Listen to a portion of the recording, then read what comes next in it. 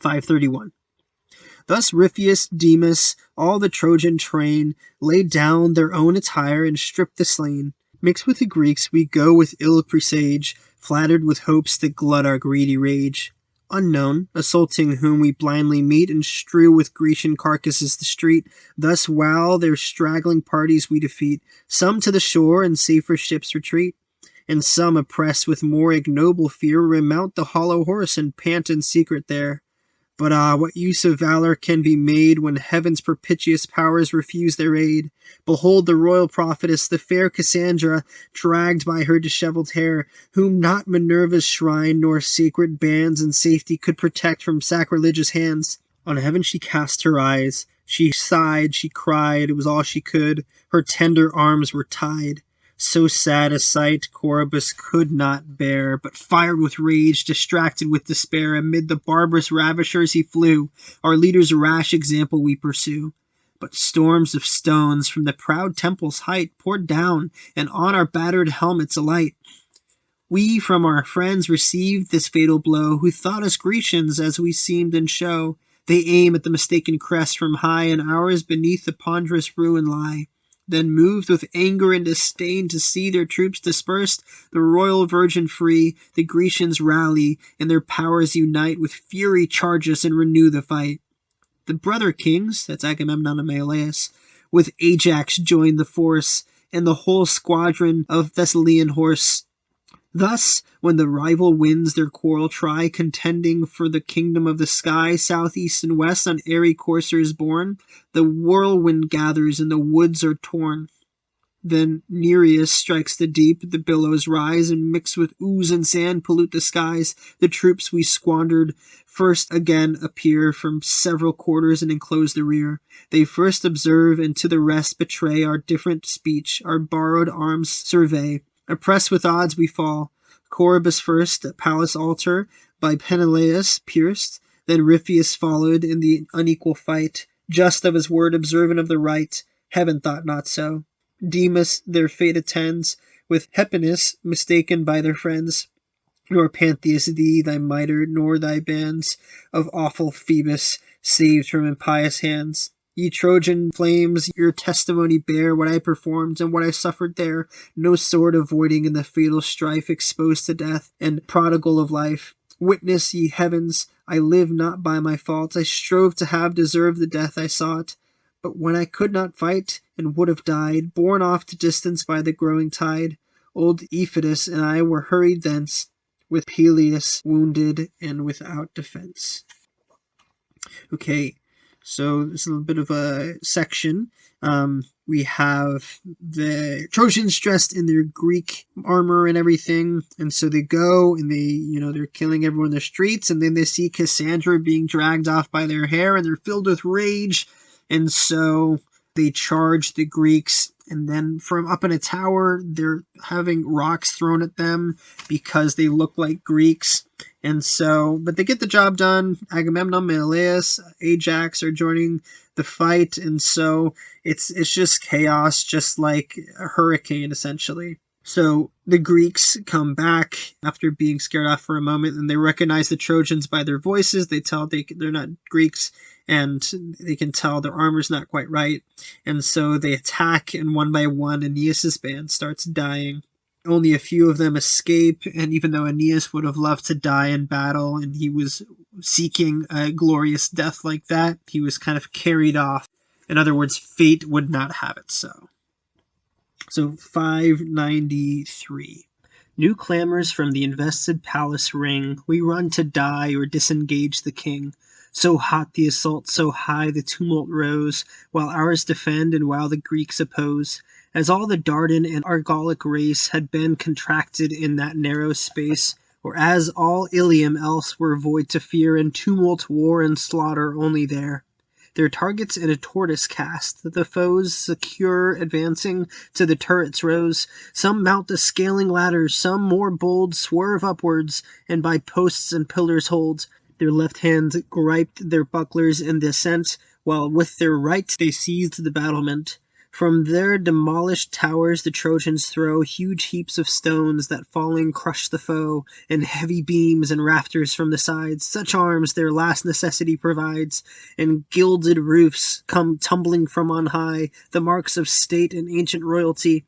The guards below, fixed in the pass, attend the charge undaunted, and the gate defend. Renewed in courage with recovered breath, a second time we ran to tempt our death, to clear the palace from the foe, succeed the weary living, and revenge the dead. A postern door, yet unobserved and free, joined by the length of a blind gallery, to the king's closet led.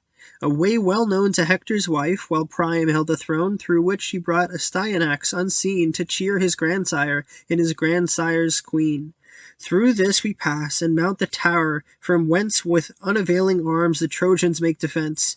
From this the trembling king had oft descried the Grecian camp, and saw their navy ride. Beams from its lofty height with swords we hew, then wrenching with our hands the assault renew. And where the rafters on the columns meet, we push them headlong with our arms and feet. The lightning flies not swifter than the fall, nor thunder louder than the ruined wall. Down goes the top at once. The Greeks beneath are piecemeal torn or pounded into death. Yet more succeed, and more to death are sent. We cease not from above, nor they below relent. Before the gate stood Pyrrhus, threatening loud, with glittering arms, conspicuous in the crowd. So shines, renewed in youth, the crested snake, who slept the winter in a thorny brake, and casting off his slough when spring returns, now looks aloft and with new glory burns. Restored with poisonous herbs, his ardent sides reflect the sun, and raised on spires he rides. High o'er the grass, hissing he rolls along, and brandishes by fits his forky tongue. So Pyrrhus the snake comes. Proud Periphas and proud Automedon, his father's charioteer, together run to force the gate. The Scyrian infantry rush on in crowds, and the barred passage is free. Entering the court with shouts, the skies they rend, and flaming firebrands to the roof ascend. Himself among the foremost deals his blows, and with his axe repeated strokes bestows on the strong doors. Then all their shoulders ply, till from the post the brazen hinges fly. He hews apace. The double bars at length yield to his axe an unresisted strength. A mighty breach is made, the rooms concealed appear, and all the palace is revealed, the halls of audience and of public state, and where the lonely queen in secret sate or sat. Armed soldiers now by trembling maids are seen, with not a door and scarce a space between. The house is filled with loud laments and cries, and shrieks of women rend the vaulted skies. The fearful matrons run from place to place, and kiss the thresholds, and the posts embrace. The fatal work in human Pyrrhus plies, and all his father sparkles in his eyes. Right, remember, Pyrrhus is Achilles' son, but we'll get to him in a second. And so we have, Aeneas and the gang, those who are left at least, escaped that one conflict and go into another. And so the Trojans are just throwing whatever they can find. Pieces of houses, rafters, pieces of the roof, whatever they can find, they're forced to use to try to just kill these Greeks that are trying to get into the king's palace. And they're throwing, the Greeks are dying, more Greeks come, the Trojans are dying, and it's very much just chaos still. And we have this passage into Priam's throne room that Aeneas and Iphitus are making their way through. And so they do, and then they look down, and trying to get into the palace are Pyrrhus and many others. And eventually they do break through, and Pyrrhus is compared to the snake that comes out after winter, and he's just on the hunt, and he finally gets through, and the women are terrified, and they are crying, and it's just chaos now in the palace, all caused by Pyrrhus. Line 673. Nor bars nor fighting guards his force sustain. The bars are broken and the guards are slain. In rush the Greeks, and all the apartments fill. Those few defendants whom they find, they kill. Not with so fierce a rage the foaming flood roars when he finds his rapid course withstood, bears down the dams with unresisted sway, and sweeps the cattle and the cots away. These eyes beheld him when he marched between the brothers kings.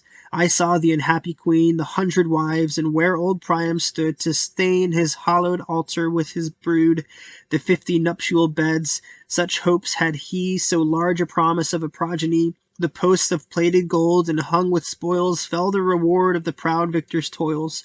Where the raging fire had left a space, the Grecians enter and possess the place. Perhaps you may of Priam's fate inquire. He, when he saw his regal town on fire, his ruined palace, and his entering foes, on every side inevitable woes, in arms disused, invests his limbs, decayed like them with age, a late and useless aid. His feeble shoulders scarce the weight sustain, loaded, not armed, he creeps along with pain, despairing of success, ambitious to be slain. Uncovered but by heaven, there stood in view an altar, near the hearth a laurel grew, dotted with age, whose boughs encompass round the household gods and shade the holy ground. Here Hecuba with all her helpless train of dames for shelter sought, but sought in vain. Driven like a flock of doves along the sky, their images they hug, and to their altars fly. The queen, when she beheld her trembling lord, and hanging by his side a heavy sword, "What rage," she cried, "has seized my husband's mind? What arms are these, and to what use designed? These times want other aids. Were Hector here, even Hector now in vain like Priam would appear. With us one common shelter thou shalt find, or in one common fate with us be joined." She said, and with a last salute embraced the poor old man, and by the laurel placed. Behold, Polides, one of Priam's sons, pursued by Pyrrhus, there for safety runs. Through swords and foes, amazed and hurt, he flies, through empty courts and open galleries. Him Pyrrhus, urging with his lance, pursues, and often reaches, and his thrusts renews. The youth, transfixed with lamentable cries, expires before his wretched parents' eyes, whom, gasping at his feet, when Priam saw, the fear of death gave place to nature's law, and shaking more with anger than with age, "The gods," said he, "requite thy brutal rage. As sure they will, barbarian, sure they must, if there be gods in heaven and gods be just, who takes in wrongs and insolent delight, with a son's death to infect a father's sight. Not he whom thou in lying fame conspire to call thee his, not he, thy vaunted sire, thus used my wretched age. The gods he feared, the laws of nature and our nations heard. He cheered my sorrows, and for sums of gold the bloodless carcass of my Hector sold, pitied the woes of a parent underwent, and sent me back in safety from his tent." This said, his feeble hand a javelin threw, which fluttering seemed to loiter as it flew. Just and but barely to the mark it held, and faintly tinkled on the brazen shield. Then Pyrrhus said, "Go thou from me to fate, and to my father my foul deeds relate. Now die." With that he dragged the trembling sire, slittering through clotted blood and holy mire, the mingled paste his murdered son had made, hauled from beneath a violated shade, and on the sacred pile the royal victim laid. His right hand held his bloody falchion bare, his left he twisted in his hoary hair. Then with a speeding thrust his heart he found, the lukewarm blood came rushing through the wound, and sanguine streams distained the sacred ground. All right, Pyrrhus attacks. So we have Pyrrhus coming through. He sees everything that the palace holds, all of Priam and Priam's wives' beds and stuff, spoils. And so Aeneas says in 691, "Perhaps you may of Priam's fate inquire." So maybe you're wondering what happened to Priam. Well, he tries to arm up, and Virgil really paints him as an old, decrepit, useless kind of guy, unable to fight. And so Hecuba, Priam's wife, says, "What are you doing? What rage has seized my husband's mind? What arms are these, and to what use design?" 710 and 711. "What are you doing grabbing a sword? You're too old and too weak. Just hide with us. We're probably all going to die," is kind of the idea here. So Pyrrhus comes in now, and he is chasing one of Priam's sons. And he has the audacity to kill Priam's son right in front of Priam. And this is just unacceptable, especially in Priam's mind. Priam says, "What's wrong with you? if the gods are just, they will revenge this insolence.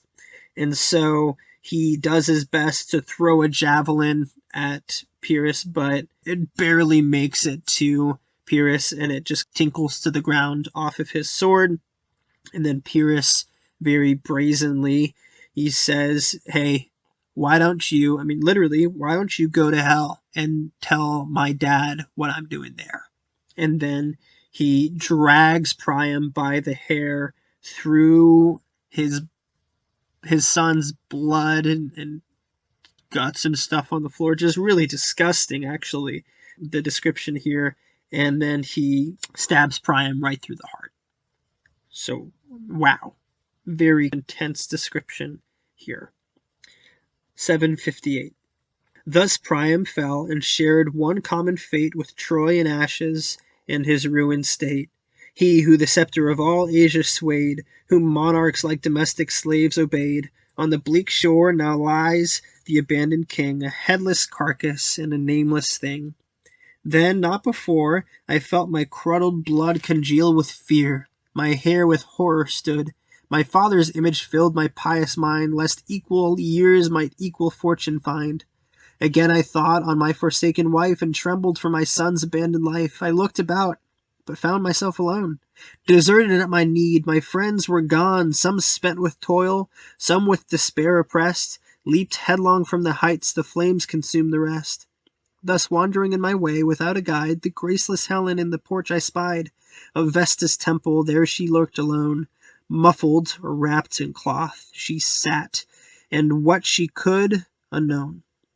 But by the flames that cast their blaze around, that common bane of Greece and Troy I found. For Ilium burnt, she dreads the Trojan sword, more dreads the vengeance of her injured lord, even by those gods who refuged her abhorred.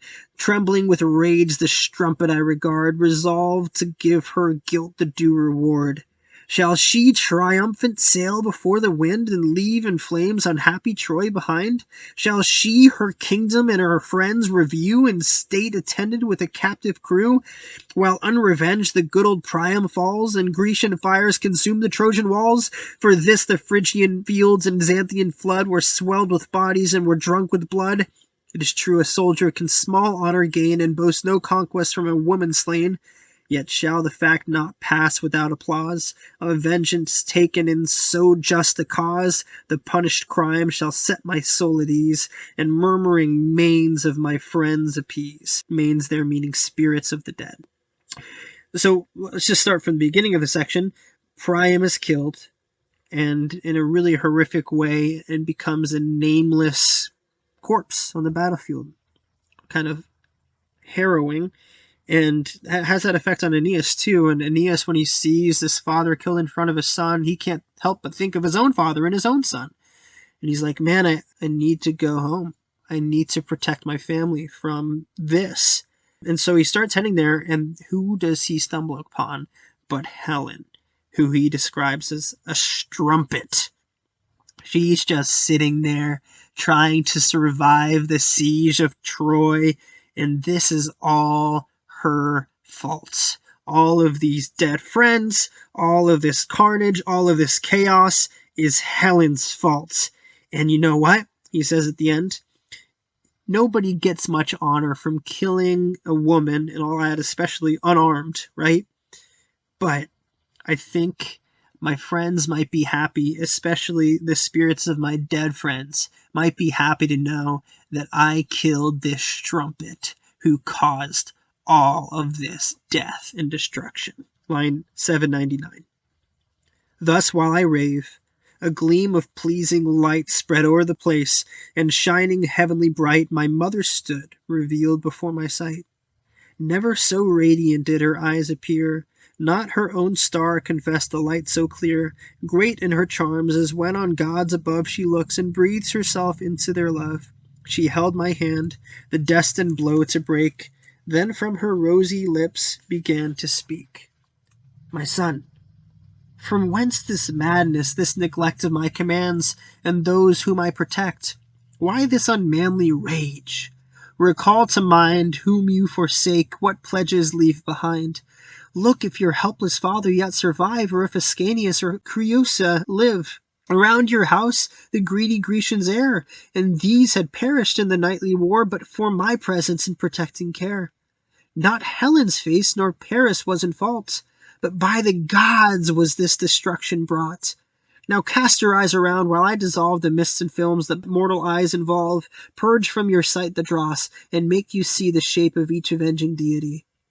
Enlightened thus, my just commands fulfill, nor fear obedience to your mother's will, where yon disordered heap of ruins lie, stones rent from stones, where clouds of dust arise. Amid that smother Neptune holds his place. Below the wall's foundation drives his mace and heaves the building from the solid base. Look, where in arms imperial Juno stands full in the Scaean gate with loud commands, urging on shore the tardy Grecian bands.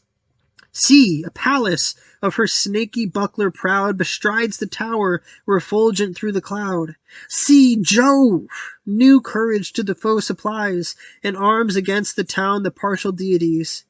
Haste hence, my son, this fruitful labor end. Haste, where your trembling spouse and sire attend. Haste, and a mother's care your passage shall befriend.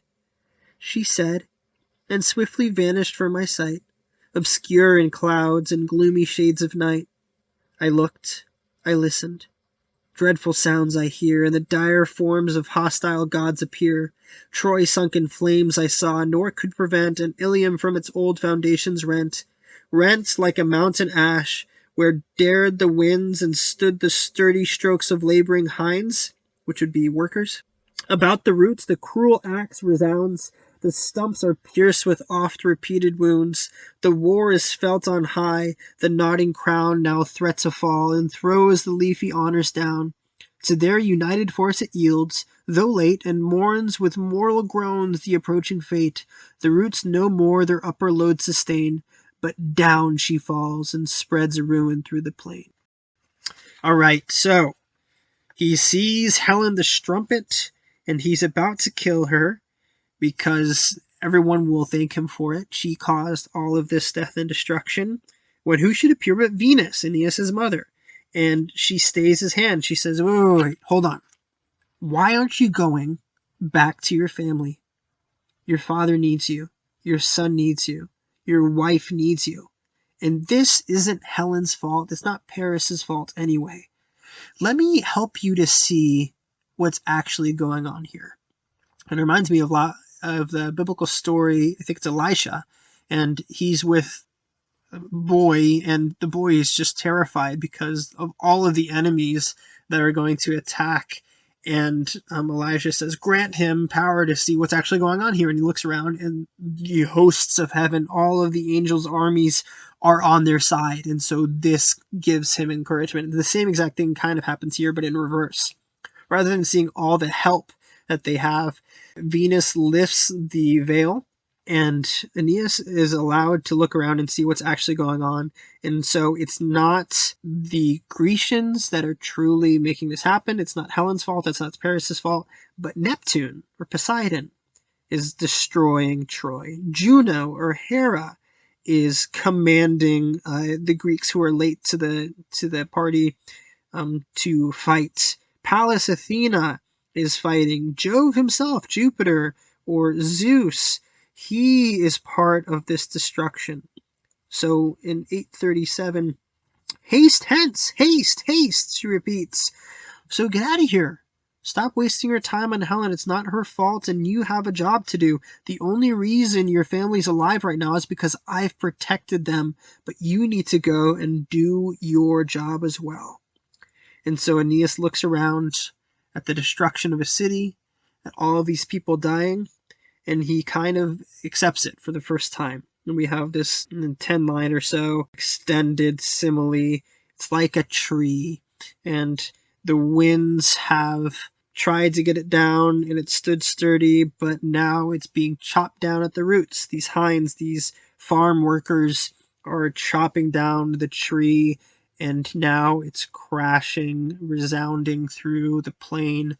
And that's exactly what's happening to Troy. It's Troy's time to fall. Line 856. Descending thence, I scape through foes and fire before the goddess foes and flames retire. So Venus is kind of clearing the way. All of the Greek soldiers and all the flames won't touch Aeneas as he's going to his family. Arrived at home, he for whose only sake, or most for his, such toils I undertake, the good Anchises, whom by timely flight I purpose to secure on Ida's height, refused the journey, resolute to die and add his funerals to the fate of Troy, rather than exile and old age sustain. Go you, whose blood runs warm in every vein. Had heaven decreed that I should life enjoy, heaven had decreed to save unhappy Troy. It is sure enough, if not too much, for one twice to have seen our Ilium overthrown. Make haste to save the poor remaining crew, and give this useless corpse a long adieu. These weak old hands suffice to stop my breath. At least the pitying foes will aid my death, to take my spoils and leave my body bare. As for my sepulchre, let heaven take care. It is long since I, for my celestial wife, loathed by the gods, have dragged a lingering life, since every hour and moment I expire, blasted from heaven by Jove's avenging fire. This oft repeated, he stood fixed to die. Myself, my wife, my son, my family, entreat, pray, beg, and raise a doleful cry. What? Will he still persist on death resolve, and in his ruin all his house involve? He still persists his reasons to maintain. Our prayers, our tears, our loud laments are vain.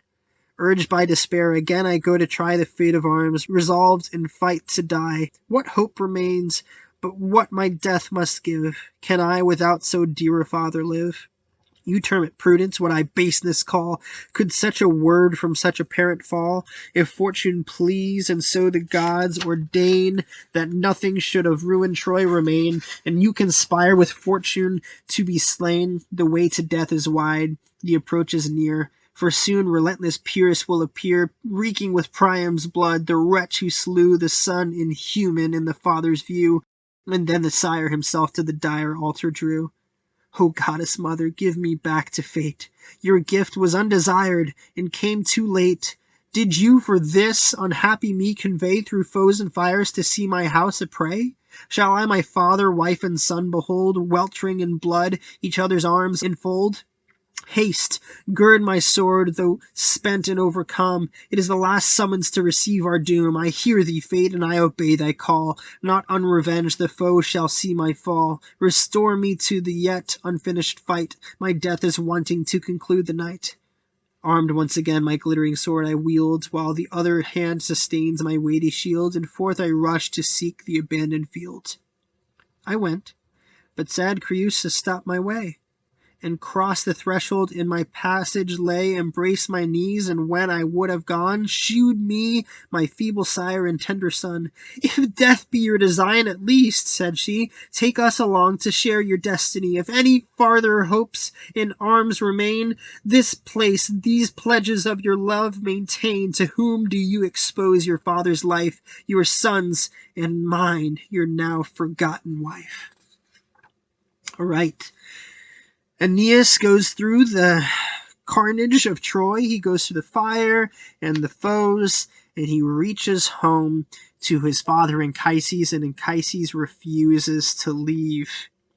You know, you guys are still young, Anchises said, but I've seen Troy sacked twice now.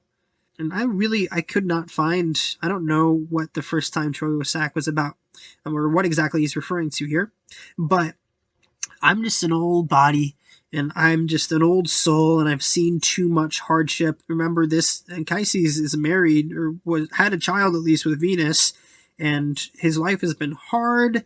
Jove has not treated him all that well. In his eyes, his city's on fire, and so he just wants to die. And everyone is begging him, come on, you're going to kill us all, because they know Aeneas won't leave without his dad.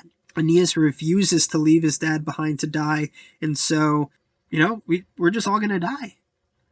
And so what hope remains? Aeneas said he's just going to grab his sword and go back and try to kill him, because Pyrrhus is going to be here soon. He's going to kill us all. He didn't hesitate to kill Priam and Priam's son, and he's going to do the same thing to us. And so you know what? I'm going to accept my fate. Mom, Venus, I don't understand why you brought me back here if it's just going to be to die. I don't know what you're doing here. And just a side note, wow, as Christians, God, I don't understand what you're doing here. I don't understand. You led me to this moment just to be killed, just to fail. I don't get it. And anyway, more to talk about there, certainly. But so everyone's begging Priam to leave. He won't leave. Aeneas says, well, if it's going to be this, then I'll go out fighting at least. And so he wants to leave. And then before he can leave, Creus is stopping him and saying, what, you're going to leave us behind? You're just going to let us die here? You forgot all about us. You don't even care. Look at your father. Look at your son. And what about me, your forgotten wife? And so it's this very emotional, intense moment. 9:26. While thus she fills the house with clamorous cries, our hearing is diverted by our eyes. For while I held my son, in the short space betwixt our kisses and our last embrace, strange to relate, from young Iulus' head a lambent flame arose, which gently spread around his brows, and on his temples fed. Amazed, with running water we prepared to quench the sacred fire and slake his hair, but old Anchises, versed in omens, reared his hands to heaven, and this request preferred. If any vows, almighty Jove, can bend thy will, if piety can prayers commend, confirm the glad presage which thou art pleased to send. Scarce had he said, when on our left we hear a peal of rattling thunder roll in air. There shot a streaming lamp along the sky, which on the winged lightning seemed to fly. From o'er the roof the blaze began to move, and trailing vanished in the Aeneid grove. It swept a path in heaven, and shone a guide that in a streaming stench of sulphur died. The good old man with suppliant hands implored the gods' protection, and their star adored. Now, said he, my son, no more delay. I yield. I follow where heaven shews the way. Keep, O my country gods, our dwelling place, and guard this relic of the Trojan race, this tender child. These omens are your own, and you can yet restore the ruined town, at least accomplish what your signs foreshow. I stand resigned, and am prepared to go. He said. The crackling flames appear on high, and driving sparkles dance along the sky. With Vulcan's rage the rising winds conspire, and near our palace roll the flood of fire. Okay, so in this intense moment, all of a sudden, boom, Ascanius, here called Iulus, his head's on fire. Okay, wow. And so it was weird. It wasn't on fire normally. It was right around his brows and on his temples. And so, Aeneas and Creusa freak out and they want to, quench the fire, get some water, quick. And Anchises says, wait. And he prays to Jove and says, Jove, if this means what I think it means, confirm it. And all of a sudden, lightning rattles, and then they see lightning strike across the sky and go to Mount Ida, which is Zeus's childhood home, right? And so associated with Zeus. And boom! I mean, how much more confirmation do you need? And so the old man says, wow, okay, I give. If this is Jove's will, then I'm in. Because what's happening here is this is the relic of the Trojan race, this tender child. In other words, Ascanius is going to be the next king, which is what the fire around the head, much like a crown, signified. He's going to be the next king of some future Troy. So yes, this Troy is disintegrating, but there's a future Troy to come. And if that's the case, then Anchises is in. He's going to go. And just in time, because Vulcan's rage, which is Vulcan being Hephaestus, the smith of the gods, the fire is coming towards the palace as they speak. So not a moment too soon does this all happen, and they're about to go up in flames, but they're deciding to leave with this hope that Iulus Ascanius is fated for kingship. 962. Haste, my dear father, it is no time to wait, and load my shoulders with a willing freight. Whate'er befalls, your life shall be my care. One death or one deliverance we will share. My hand shall lead our little son, and you, my faithful consort, shall our steps pursue. Next, you, my servants, heed my strict commands. Without the walls a ruined temple stands. To Ceres, hallowed once, a cypress nigh shoots up her venerable head on high, by long religion kept. There bend your feet, and in divided parties let us meet. Our country gods, the relics and the bands, hold you, my father, in your guiltless hands. In me it is pious holy things to bear, red as I am with slaughter, new from war, till in some living stream I cleanse the guilt of dire debate and blood in battle spilt. Thus ordering all that prudence could provide, I clothe my shoulders with the lion's hide and yellow spoils. Then on my bending back the welcome load of my dear father take, while on my better hand Ascanius hung, and with unequal paces tripped along. Creusa kept behind. By choice we stray through every dark and every devious way. I, who so bold and dauntless just before the Grecian darts and shock of lances bore, at every shadow now am seized with fear, not for myself, but for the charge I bear. Till near the ruined gate arrived at last secure, and deeming all the danger past, a frightful noise of trampling feet we hear. My father, looking through the shades with fear, cried out, Haste, haste, my son, the foes are nigh, their swords and shining armor I descry. Some hostile god for some unknown offense had sure bereft my mind of better sense, for while through winding ways I took my flight and sought the shelter of the gloomy night, alas! I lost Creusa. Hard to tell if by her fatal destiny she fell, or weary sate, or wandered with affright, but she was lost forever to my sight. I knew not or reflected till I meet my friends at Ceres' now deserted seat. We met, not one was wanting, only she deceived her friends, her son, and wretched me. What mad expressions did my tongue refuse? Whom did I not of gods or men accuse? This was the fatal blow that pained me more than all I felt from ruined Troy before. Stung with my loss, and raving with despair, abandoning my now forgotten care of counsel, comfort, and of hope bereft, my sire, my son, my country gods I left. In shining armor once again I sheathed my limbs, not feeling wounds, nor fearing death. Then headlong to the burning walls I run, and seek the danger I was forced to shun. So, they leave their house, and Aeneas says, Hey, everyone, he talks to his servants, we're going to meet at the cypress, this tree of Ceres, which would be the Roman version of Demeter, the goddess of agriculture and fertility. So meet there, right? And so we have this picture then of Aeneas carrying his father on his back. His father is carrying the household gods, the Penates. And then he's carrying Ascanius along, leading him by the hand as well. And then Creusa kept behind, so she's falling behind these three. Aeneas is leading the way. And he was so brave before, he didn't care about any of the dangers, but now every shadow freaks him out. He's so concerned about his family. And his father at one point says, Oh, they're coming close, they're coming close. And then this horrid moment. Aeneas says, as he recounts the story in 998, some hostile god had sure bereft my mind. Some god must have made me not think, because at some point my wife was just gone. When we met at the tree where we said we would, she was the only one missing. And of everything that happened that night, that was by far the hardest one to bear. And so he's driven almost insane. He won't accept counsel or comfort or any hope. It's all gone. And he leaves his dad, he leaves his son, he leaves the country gods, and he just wants to go, not fearing death, and just run and look for his wife. Danger be darned. And so he does. 10:22. I tread my former tracks, through night explore each passage, every street I crossed before. All things were full of horror and affright, and dreadful even the silence of the night. Then to my father's house I make repair, with some small glimpse of hope to find her there.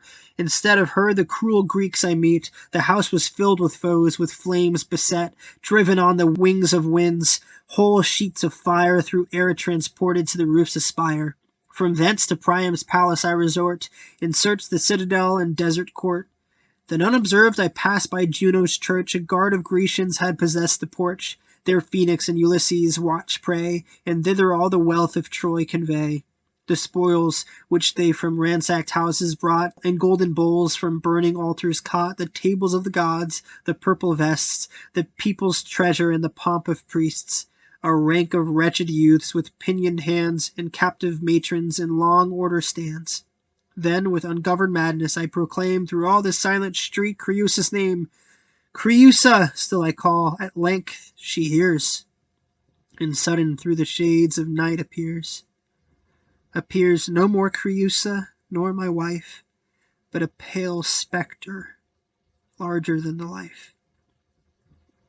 Aghast, astonished, and struck dumb with fear I stood, like bristles rose my stiffened hair. Then thus the ghost began to soothe my grief, nor tears nor cries can give the dead relief. Desist, my much-loved lord, to indulge your pain. You bear no more than what the gods ordain. My fates permit me not from hence to fly, nor he, the great controller of the sky. Long wandering ways for you the powers decree, on land hard labors and a length at sea. Then, after many painful years are past, on Latium's happy shore you shall be cast, where gentle Tiber from his bed beholds the flowery meadows and the feeding folds. There end your toils, and there your fates provide a quiet kingdom and a royal bride. There fortune shall the Trojan line restore, and you for lost Creusa weep no more. Fear not that I shall watch with servile shame the imperious looks of some proud Grecian dame, or stooping to the victor's lust disgrace my goddess mother or my royal race. And now farewell. The parent of the gods restrains my fleeting soul in her abodes. I trust our common issue to your care. She said, and gliding past unseen in air, I strove to speak, but horror tied my tongue. And thrice about her neck my arms I flung, and thrice deceived on vain embraces hung. Light as an empty dream at break of day, or as a blast of wind, she rushed away. Thus having passed the night in fruitless pain, I to my longing friends return again, amazed the augmented number to behold, of men and matrons mixed, of young and old, a wretched exiled crew together brought, with arms appointed and with treasure fraught.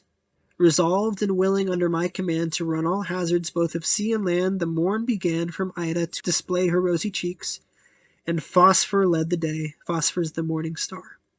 Before the gates the Grecians took their post, and all pretense of late relief was lost. I yield to fate, unwillingly retire, and loaded up the hill convey my sire. All right, so he's looking everywhere for Creusa. He goes back the way he came, can't find her. He goes to his father's house where they just left from, can't find her. It's full of Greeks instead. He goes to Priam's palace, can't find her.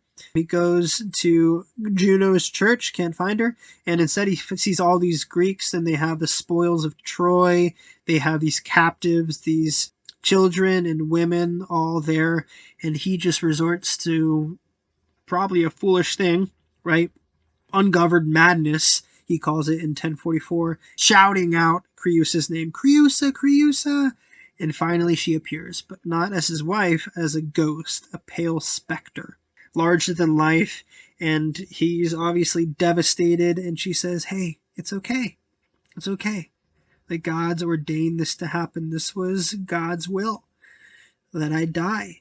And you will carry on. You will go and you will find Latium. You will find the Tiber, and you will settle and build a kingdom, and you'll marry again. You'll have a royal bride. And don't cry for me. It's okay. I'm not going away as a captive. I'm not going to be a slave to some Greek woman for the rest of my life. I wasn't disgraced, and she has this royal heritage. She's actually one of the daughters of Priam, and so Priam would be Aeneas' father-in-law. And so she says all this, and then Creusa's ghost starts floating away. And Aeneas is so horrified that he can't say anything, but he tries to embrace her, give her a hug 3 times, and his hands just go right through her, and she's gone. And so very devastated, but he goes back to the Cyprus where they were going to meet. And lo and behold, there's a ton of people there now. Young and old, women, men, and they have treasures, they have stuff, money, and they're all willing to follow Aeneas wherever it leads them, by land, by sea. And so they go up the hill. He's still carrying his father as he goes. And that is the end of book 2.